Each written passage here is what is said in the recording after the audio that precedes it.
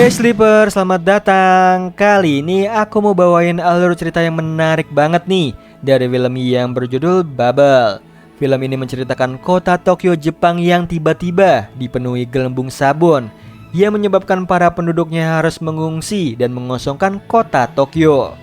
Namun ada banyak perkumpulan parkur yang menjadikan gelembung-gelembung ini sebagai arena parkur dan menjadikannya lomba yang mana hadiahnya adalah perebutan bahan survival untuk hidup di kota Tokyo tersebut. So yang penasaran langsung aja nih, tarik selimut kalian rapat-rapat, siapkan cemilannya dan selamat menonton.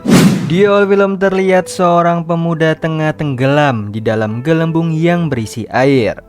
Gelembung itu memenuhi kota itu. Lalu pemuda itu melihat seorang gadis yang dia panggil Putri Duyung. Kemudian gadis itu menghampirinya. Di sisi lain, Tokyo kini sudah terendam oleh air laut dan meninggalkan beberapa bekas gedung pencakar langit yang masih berdiri. Gedung-gedung tersebut terlihat sudah terbengkalai cukup lama. Di sana juga ada beberapa kelompok orang yang tengah melakukan battle parkour se-Tokyo. Hal ini mereka lakukan demi bertahan hidup di Tokyo. Aturannya cukup mudah nih. Satu kelompok tim beranggotakan 5 orang. Mereka juga harus mempertaruhkan persediaan makanan untuk dapat mengikuti permainan parkour ini. Dan terakhir mereka harus bisa merebut bendera yang sudah tersedia dengan cepat tanpa terjatuh ke laut. Disinilah banyak dari pemain saling berlomba untuk mendapatkan bendera dengan cepat, terutama bagi pemuda kuning bernama Usagi atau sering disebut Bibi. Bocah ini sangat lincah, bahkan musuh-musuhnya kewalahan untuk menangkapnya. Namun sayangnya dia sedikit ceroboh dan membuat dirinya terjebak di dalam bahaya. Dia hampir saja jatuh ke pusaran undur-undur yang berbahaya. Ketika rekan satu tim Usagi khawatir dan dengan cepat bergegas menyelamatkan Usagi. Semua tim yang menjadi saingan Usagi mengambil kesempatan ini untuk dapat merebut bendera yang masih berdiri tegak. Kembali ke Usagi, bocah itu benar-benar beruntung nih karena ada seorang pemuda pendiam yang berhasil menyelamatkan Usagi dari bahaya dengan mudahnya. Setelah dia menyelamatkan Usagi, dia pergi ke tempat yang sunyi untuk melepaskan headphone miliknya. Kemudian dia mendengar seluruh suara dari alam semesta. Lalu dengan tenangnya dia langsung melanjutkan battle parkournya.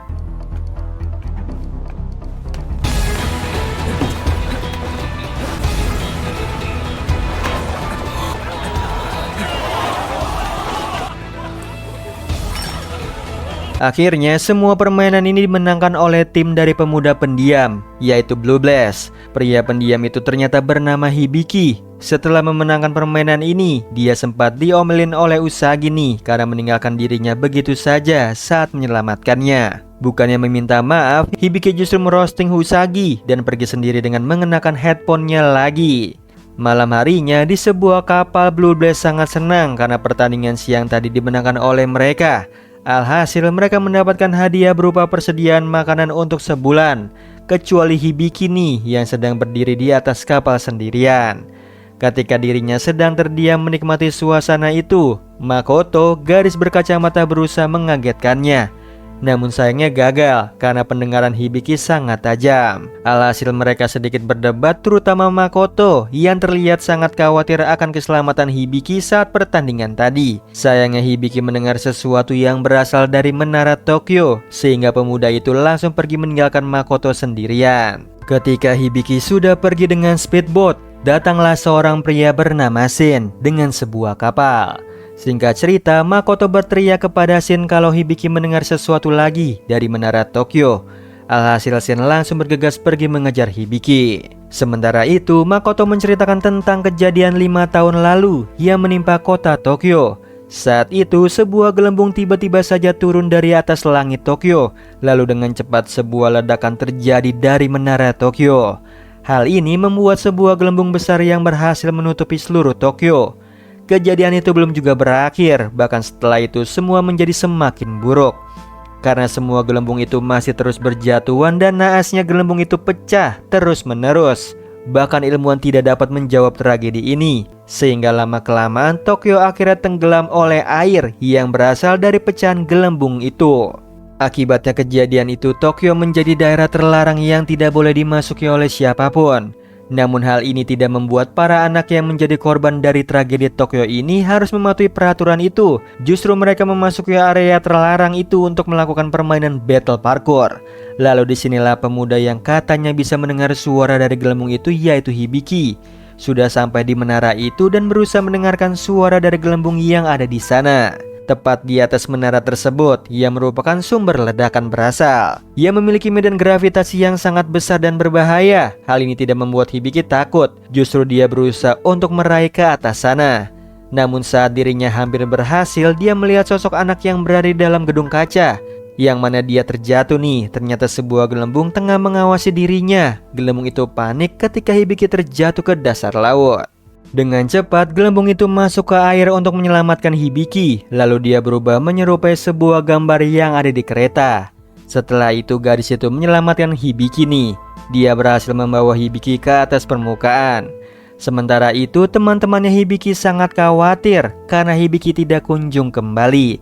Namun rasa khawatir mereka hilang setelah melihat Shin membawa Hibiki dan gadis misterius. Sesampainya di base mereka, gadis itu berperilaku aneh layaknya seekor kucing. Bahkan dia juga sangat lincah. Malam harinya, Makoto sempat melihat gadis itu sendirian di luar, yang mana dia membawanya ke dalam sambil memberikannya mantel miliknya. Setelah itu mereka berbagi kamar nih untuk tidur. Namun bukannya tidur, gadis itu justru terbangun dan pergi ke kamar Hibiki. Di sana dia hanya melihat Hibiki yang tertidur, lalu dia berusaha menyentuh Hibiki nih. Namun saat dirinya menyentuh Hibiki, dari tangannya muncul gelembung kecil. Keesokan harinya, semua tim sedang berlatih di dek kapal kecuali Hibiki. Dia berlatih sendirian di kamarnya hingga Usagi datang dan menyuruhnya berlatih di dek karena gadis itu sepertinya menunggu Hibiki di sana. Kalau bukan karena Shin yang meminta Hibiki menjadi gadis itu, pasti dia tidak ingin. Singkat cerita, Hibiki naik ke atas dek. Dengan cepat gadis tersebut mendatanginya, bahkan sempat merebut headphone miliknya. Dia berlari ke atas kapal paling tinggi sambil membawa headphone milik Hibiki. Namun sesampainya di atas, gadis tersebut melepaskan headphonenya dan beralih menatap ke arah menara Tokyo. Hal ini sempat dinotis nih oleh Hibiki, bahkan dia kaget saat gadis itu menyanyikan sebuah lagu yang merupakan nyanyian gelembung. Setelah kegiatan itu, mereka pergi makan siang bersama-sama, plus Hibiki juga hadir di sana. Semua teman-temannya sangat senang nih. Singkat cerita, Makoto sempat bertanya-tanya soal nama dari gadis tersebut kepada Hibiki. Namun pemuda itu awalnya tidak tahu tentang nama gadis itu, yang mana dia memiliki ide nama yang bagus nih untuk gadis misterius tersebut, yaitu Uta. Karena gadis itu suka bernyanyi, ternyata gadis itu sangat suka pemberian nama dari Hibiki. Malamnya, Makoto tengah mengerjakan pekerjaan sebagai peneliti di tempat tersebut. Lalu tiba-tiba saja Shin datang dan mengagetkannya. Kemudian mereka saling bertukar cerita. Makoto bercerita tentang hubungan Hibiki dan juga Uta yang semakin membaik, sedangkan Shin bercerita alasan kenapa dirinya berhenti dari parkour, yaitu karena salah satu kakinya hilang. Keesokan harinya, tim Blue Blaze tengah menonton pertandingan parkour antar Undertaker melawan Matt Lobster. Mereka sempat bertanya-tanya tentang drone dan juga alat-alat yang digunakan oleh tim Undertaker. Karena alat-alat tersebut, Undertaker akhirnya menang melawan Matt Lobster dengan sangat mudah. Hari mulai malam. Saat ini Makoto sedang melihat rak-rak buku itu hingga Uta datang ikut bergabung. Bukan hanya itu, Uta juga mengambil sebuah buku yang ternyata adalah buku cerita tentang Putri Duyung yang menjadikan, yang mana Makoto membacakan cerita itu untuk pengantar tidur Uta. Di cerita tersebut, seorang putri duyung termuda yang memiliki suara indah jatuh hati kepada sang pangeran yang merupakan seorang manusia. Ternyata kisah putri duyung tersebut membuat Uta menyadari sesuatu pada pagi harinya. Bahkan sang pangeran dari cerita tersebut adalah Hibiki dan putri duyung bersuara indah adalah Uta. Alhasil gadis itu mengatakannya pada Hibiki, dan hal ini membuat Hibiki kaget sebab Uta bisa bicara sekaligus tersipu malu karena mengingat kejadian saat dirinya diselamatkan oleh Uta. Singkat cerita, mereka kini melakukan latihan parkour secara bersama-sama. Hal ini membuat teman-teman mereka senang karena ada anggota baru yang akan membawa tim mereka menang di pertandingan selanjutnya. Karena rasa cintanya pada sang pangeran, Uta terus mempelajari hal tentang alam semesta. Semua hal ia baca dari sebuah buku yang ada di rak milik Makoto. Dimulai dari perang, politik, hingga ke alam semesta seperti galaksi. Kini Uta, Makoto dan juga Hibiki sedang berada di sebuah meja dan mereka sedang belajar tentang sebuah galaksi yang ada di jagat raya. Pembelajaran ini sempat terhenti ketika Uta menyebut sebuah galaksi dengan bentuk spiral. Lalu Makoto menjelaskannya. Namun sayangnya hal ini membuat Hibiki tidak nyaman karena semua percakapan itu mengingatkannya akan tragedi saat 5 tahun lalu ia merenggut nyawa banyak orang. Singkat cerita, Hibiki pergi ke suatu tempat untuk menenangkan dirinya, yaitu ke sebuah tempat yang dipenuhi bunga-bunga indah. Ternyata Uta mengikutinya dan alhasil Hibiki mengatakan untuk tidak menceritakan tentang tempat itu karena itu adalah rahasia. Setelah itu Uta masih penasaran dengan tempat tersebut hingga dirinya menemukan sebuah kerang yang berada di kantung payung di dalam bus terbengkalai. Ketika dirinya tengah mendengarkan suara ombak dari dalam keong, Hibiki datang dan ikut bergabung ke dalam bis itu.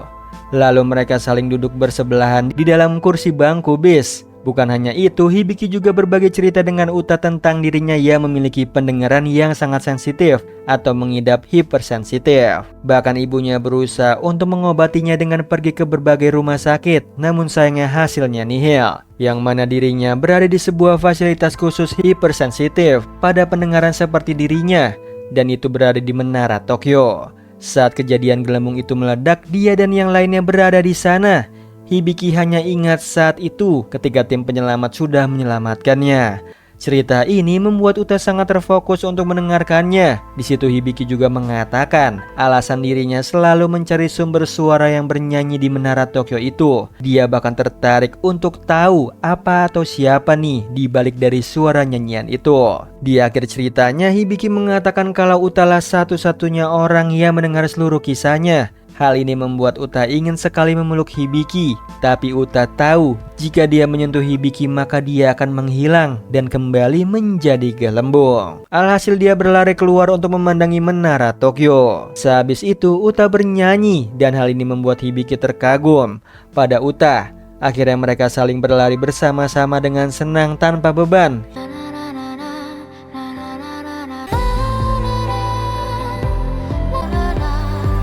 Hingga mereka berhenti di atas sebuah toren air. Di sana Hibiki sadar bahwa selama ini suara nyanyian yang dia cari adalah Uta sendiri. Di sisi lain, Makoto hampir saja mengetahui sesuatu tentang Uta. Namun sayangnya dia justru diculik nih oleh Undertaker secara diam-diam. Keesokan harinya semua tim sangat kesal bahwa Undertaker menculik Makoto dan menjadikan wanita itu sebagai hadiah untuk battle parkour selanjutnya. Hal ini membuat Uta kesal, bahkan Hibiki juga. Yang mana Uta meminta Hibiki untuk mengalahkan Undertaker. Semua teman-temannya jadi semangat mendengar hal tersebut. Kini mereka tengah berada di tempat bertanding. Blue Blaze harus bersiap untuk mengalahkan Undertaker supaya bisa menyelamatkan Makoto dari bahaya. Di awal pertandingan, tim Undertaker sepertinya menang sedikit curang nih, karena menggunakan alat-alat canggih untuk melakukan pertandingan.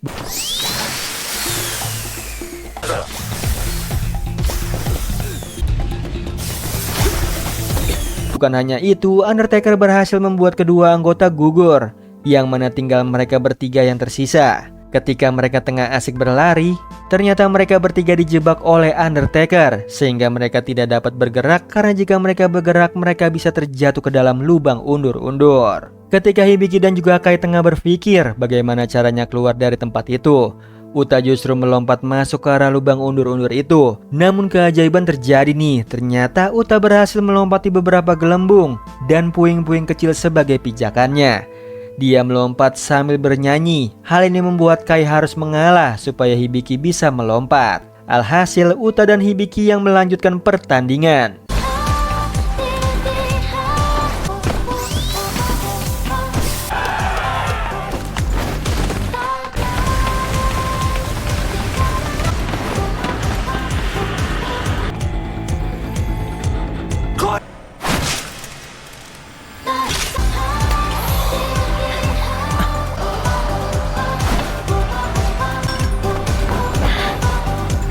Pertandingan ini dimenangkan oleh Blue Blaze. Sayangnya Uta harus kehilangan tangan kirinya karena dia sempat memegang Hibiki. Akhirnya Makoto pulang dengan selamat. Malamnya mereka semua berpesta di base camp Blue Blaze. Bahkan Hibiki juga ada di sana.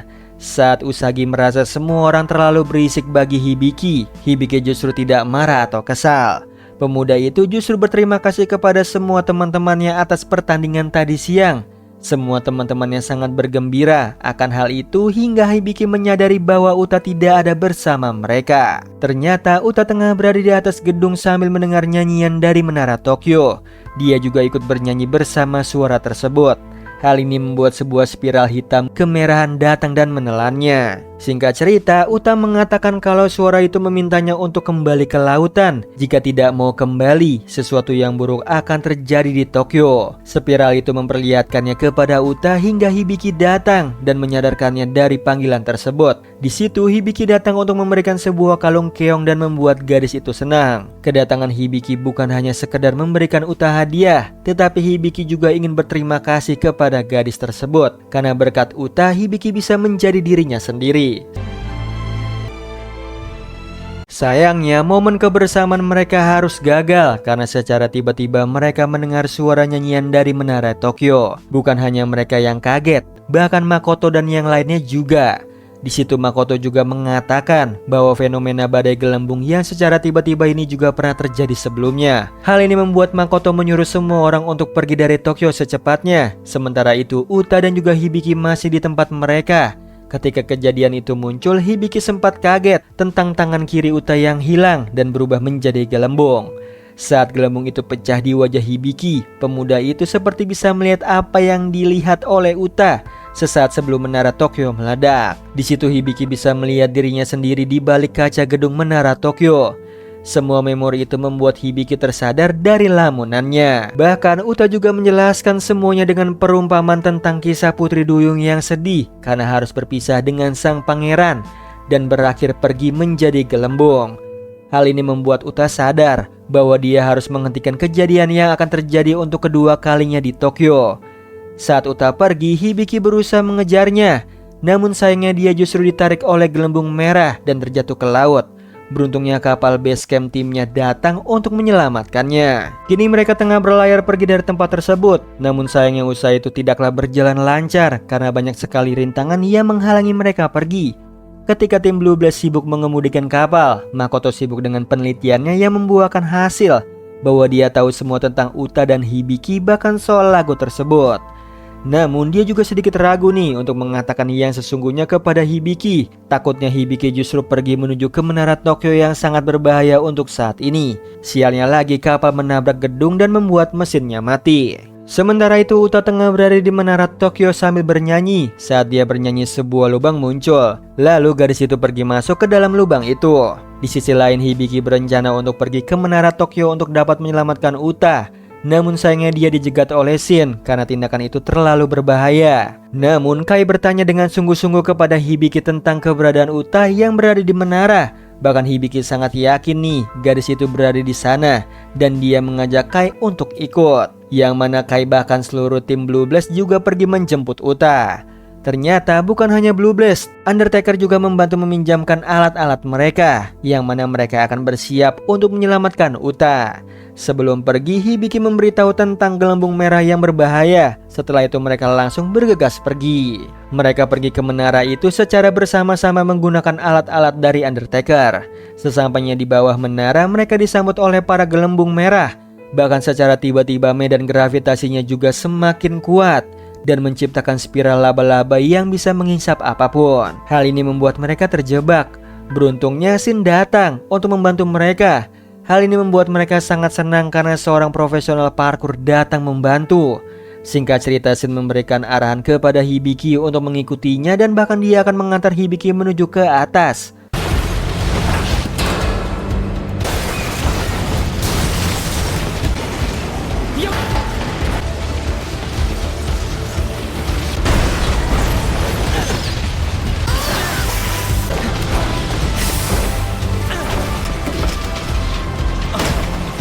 Sebelum Hibiki naik, dia sempat terdiam mendengarkan nyanyian Uta. Setelah itu Hibiki berhasil membuat gelombang pusaran itu terhenti. Setelah itu semua temannya mengandalkan Hibiki untuk menyelamatkan Uta di atas menara Tokyo. Sesampainya di sana, Hibiki dikagetkan nih dengan sebuah memori dari kejadian 5 tahun lalu. Bahkan Hibiki juga bisa melihat dirinya saat itu. Waktu itu dia bisa mendengar Uta memanggil dengan sebuah nyanyian. Ternyata pada kejadian itu Hibiki sadar kalau dirinya membuat sang gelembung marah.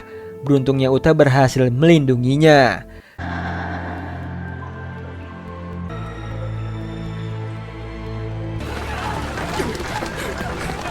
Semua itu hilang saat Hibiki menyentuh dirinya saat kecil. Lalu tiba-tiba saja pemuda itu melihat Uta tengah terjebak di sebuah gelembung yang mana dirinya akan dijemput oleh sang kakak. Hibiki berusaha untuk menyelamatkannya. Di sisi lain teman-temannya sudah kembali ke kapal dan berharap kepada Hibiki semua jalan yang terbaik. Kini Hibiki masih berusaha untuk menyelamatkan Uta, namun sayangnya dia justru terjebak di dalam gelembung dan membuat dirinya sesak nafas. Hal ini membuat Uta khawatir kepada Hibiki. Dia teringat semua kenangan bersama Hibiki.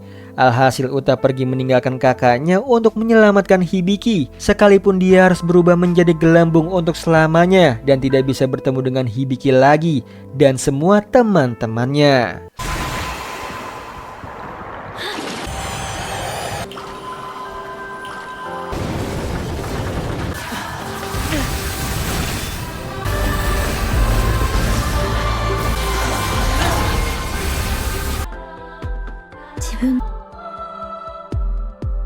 Karena ketulusan hati Uta dan rasa bahagianya, semua gelembung pembatas yang besar itu akhirnya pecah.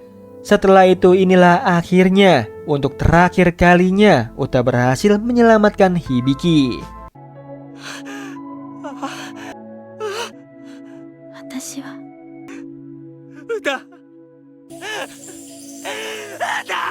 Akhirnya Uta pergi untuk selamanya. Semua teman-temannya sangat khawatir, terutama Makoto. Namun sesuatu terjadi, seluruh gelembung itu bertebaran sambil bernyanyi. Bahkan Makoto juga menyadarinya bahwa gelembung itu adalah Uta. Gelembung-gelembung itu bertebaran di seluruh dunia dan berhasil merubah dunia menjadi lebih baik. Di akhir film, para parkour masih melakukan pertandingan mereka, sekalipun Tokyo sudah akan dibangun kembali. Di situ Uta juga ikut menemani Hibiki dalam wujud gelembungnya.